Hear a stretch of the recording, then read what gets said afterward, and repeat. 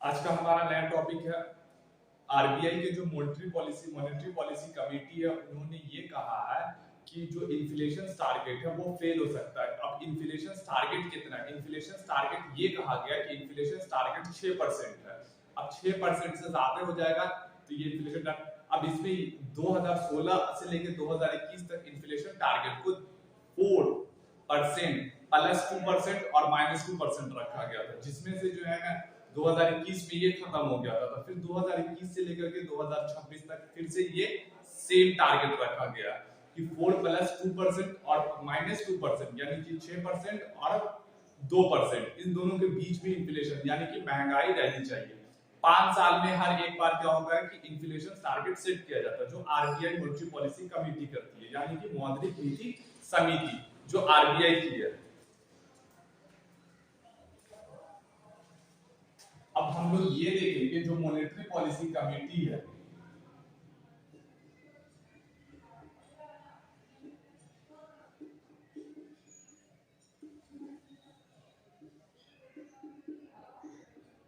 ये monetary policy committee है।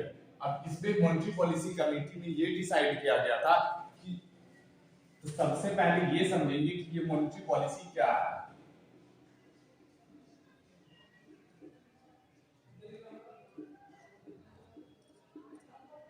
ये मॉनेटरी पॉलिसी क्या है?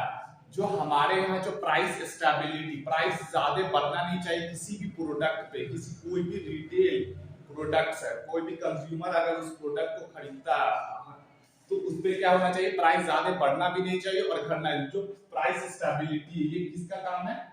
ये प्राइस स्टेबिलिटी को मेंटेन करने के लिए मॉनेटरी पॉलिसी का स्टेबिलिटी, इसका काम क्या है कि प्राइस को स्टेबिलिटी रखना, प्राइस को स्टेबिलिटी रखना, maintain, to maintain price stability, price stability, to maintain price stability, ये प्राइस स्टेबिलिटी मॉनेटरी पॉलिसी का काम। अब इसमें ये देखा गया कि जो मॉनेटरी पॉलिसी कमेटी है, मॉनेटरी पॉलिसी, अब मॉनेटरी पॉलिसी जो कमेटी है, ये कमेटी क्या करती है, ये डिसाइड करती है कि प्राइस कितना इंटरेस्ट रेट रहेगा और कितना इंटरेस्ट रेट नहीं रहेगा। तो इसमें इन्फ्लेशन का जो टारगेट रखा गया था,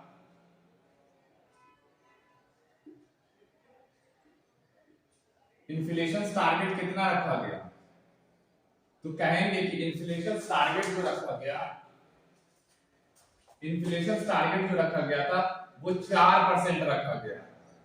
कितना? इन्फ्लेशन टारगेट जो रखा गया था वो 4% रखा गया था, जिसमें से 4% यानी कि +2% और -2%।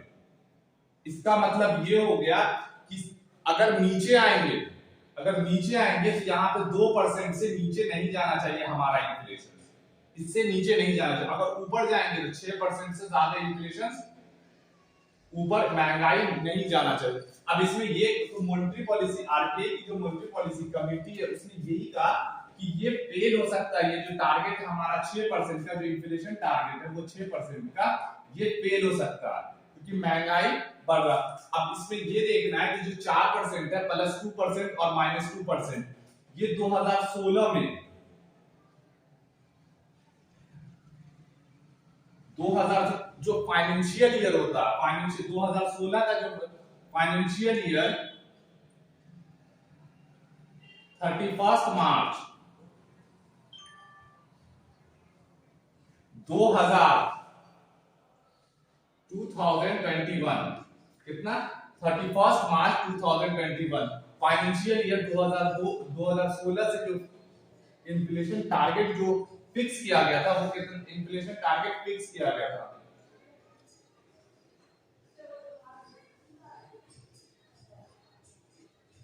उसके बाद ये क्या हुआ कि 31 मार्च 2021 को ये खत्म हो गया, ये एंड हो गया, ये क्या हो गया, एंड हो गया।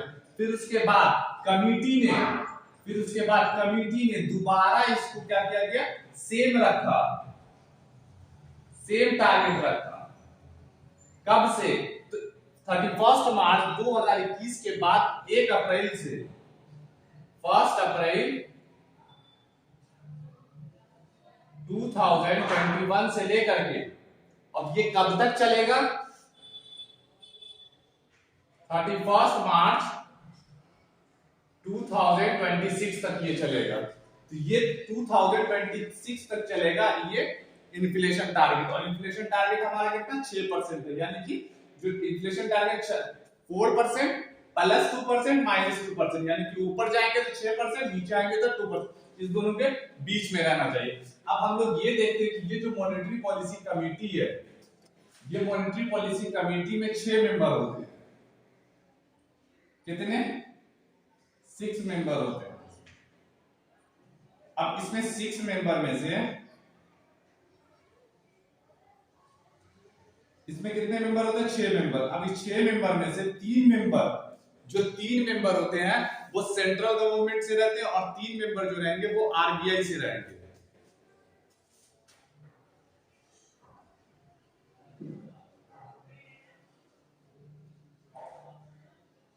सेंट्रल गवर्नमेंट से कितने?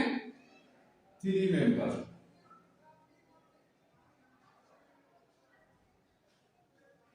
और 3 मेंबर जो रहेंगे वो कहां से? आरबीआई से।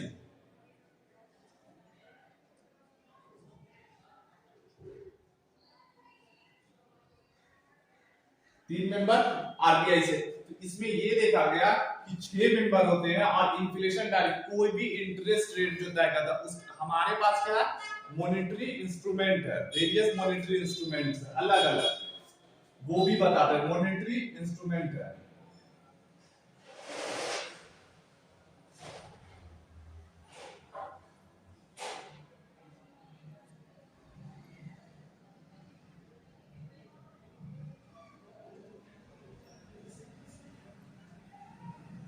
इंटरेस्ट को तय करने के लिए अब आरबीआई की जो ये मॉनेटरी पॉलिसी कमेटी है, अगर जितना इंटरेस्ट रेट तय कर देगी, वो जितने भी बैंक है, चाहे वो पब्लिक सेक्टर हो, प्राइवेट सेक्टर हो, कोई भी बैंक हो, उस पे क्या होगा? बाइंडिंग होगा, वो उस इंटरेस्ट रेट को लेकर के चलेगा।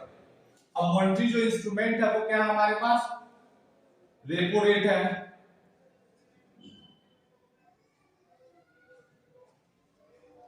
रिवर्स रेपो रेट है,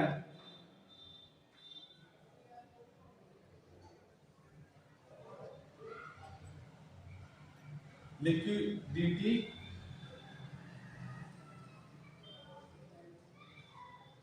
एडजस्टमेंट फैसिलिटी।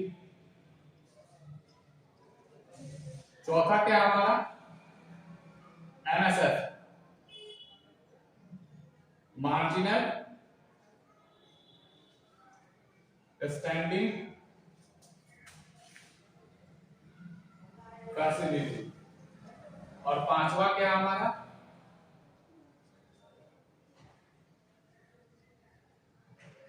बैंक रेट है, कैश रिजर्व रेशियो सीआरआर है,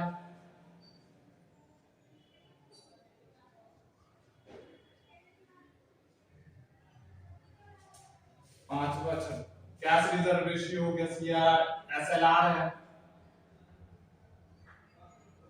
स्टैट्यूटरी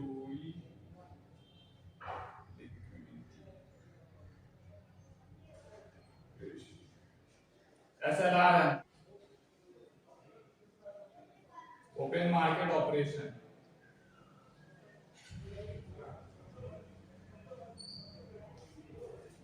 अब ये मॉनेटरी इंस्ट्रूमेंट है, ये जितना भी रेपो रेट हो गया या रिवर्स रेपो रेट है, ये सबको डिसाइड कौन करेगा? Monetary policy committee.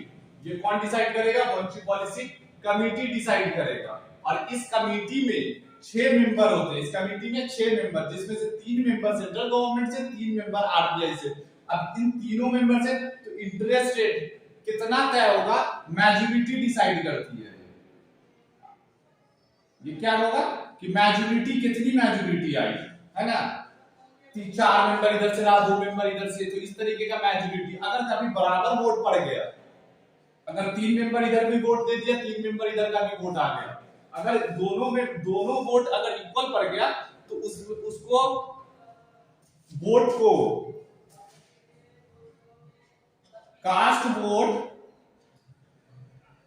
RBI governor करेगा, आरबीआई गवर्नर डिसाइड करेगा, फिर मैच्योरिटी कौन जाएगा, तो इसको क्या कहेंगे हम लोग, कास्ट वोट कहेंगे।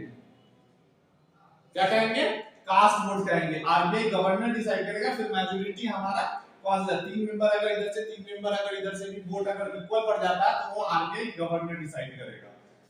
जितना भी इन्फ्लेशन टारगेट जो है ये तय किया गया था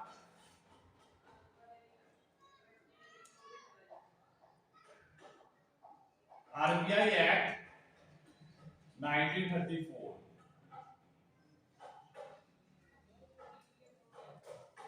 आरबीआई एक्ट 1934। तो अब हम लोग ये देखेंगे कि इन्फ्लेशन टारगेट फेल होता है, लेकिन ऐसा कहा गया कि फेल हो सकता है।